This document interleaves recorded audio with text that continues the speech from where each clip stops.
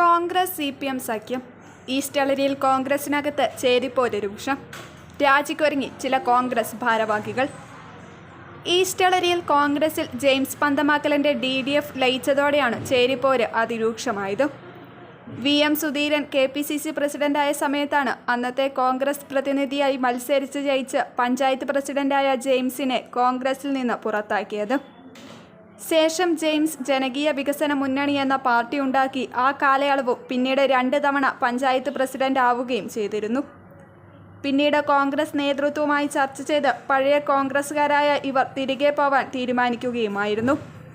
തുടർന്ന് വൻ ജനാവലിയുടെ സാന്നിധ്യത്തിൽ ലയന സമ്മേളനം നടത്തുകയും ചെയ്തു. പിന്നീട് നടന്ന ഈസ്റ്റ് എളരി സർവീസ് സഹകരണ ബാങ്ക് തെരഞ്ഞെടുപ്പിൽ ജെയിംസ് വിഭാഗം ഇരുവിഭാഗത്തിനെതിരെ പ്രവർത്തിക്കുകയും വീണ്ടും ഇരുകൂട്ടരും തമ്മിൽ ചേരിപ്പോര് തുടങ്ങുകയുമായിരുന്നു. 2 CPM മെമ്പർമാരുടെ പിന്തുണയോടെ പഞ്ചായത്ത് ഭരിച്ചിരുന്ന ജെയിംസ് ഒരു സുപ്രഭാതത്തിൽ പ്രസിഡന്റ് സ്ഥാനം രാജിവെക്കുകയും ഇതോടെ പഴയ DDFും കോൺഗ്രസ് ഔദ്യോഗിക വിഭാഗത്തിൽ മത്സരിച്ച് ജയിച്ച വിഭാഗവും രണ്ടായി പിരിയുകയും ജെയിംസ് വിഭാഗത്തിലെ ഒരംഗം കോൺഗ്രസ് വിഭാഗത്തിൽ ചേരുകയും ചെയ്തു. കൂടാതെ കോൺഗ്രസ് CPMലെ 2 അംഗങ്ങളുടെ പിന്തുണയോടെ ജോസഫ് മുത്തോലിയെ പ്രസിഡന്റാക്കുകയുമായിരുന്നു.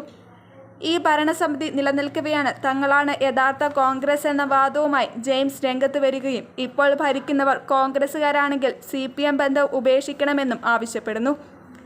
ഇതിൻ്റെ പ്രതിപ്രവർത്തനമെന്ന രീതിയിലാണ് UDF സ്ഥാനാർത്ഥി രാജമോഹൻ ഉണ്ണിത്താൻ ഈസ്റ്റ് എളരിയിലെത്തിയപ്പോൾ ജെയിംസ് വിഭാഗം മാത്രമേ അദ്ദേഹത്തെ സ്വീകരിക്കാനുണ്ടായിരുന്നുള്ളൂ.